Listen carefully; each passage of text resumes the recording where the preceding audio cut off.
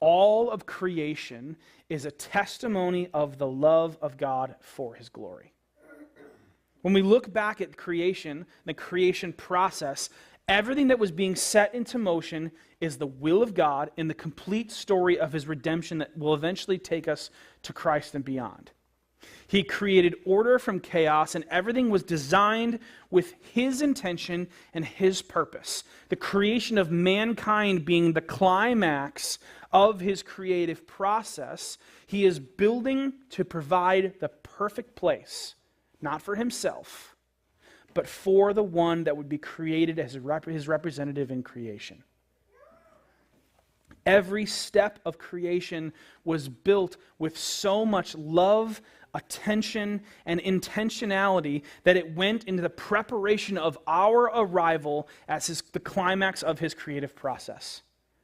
The ones in which have the distinction and the purpose of being the ones who bear his image. And for us, if we look at just the creative process, we think, well, yeah, that was so long ago. We're now 8,000, 10,000 years beyond that.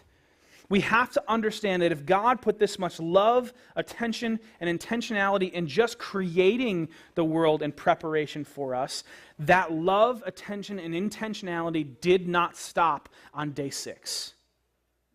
It carried out throughout all of history, and we see it unfold in every instance as creation develops and as the redemption of Israel comes, and as Christ is sent to die for the sins of the world, we see all of these things grow and come. Now the danger here is for us to hear these statements and think about, oh man, God did all of this just for human beings? Wow, I'm so special. That's what we refer to in the theological world as eisegesis. Right?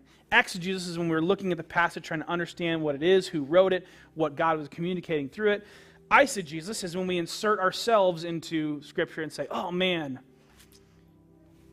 I'm great.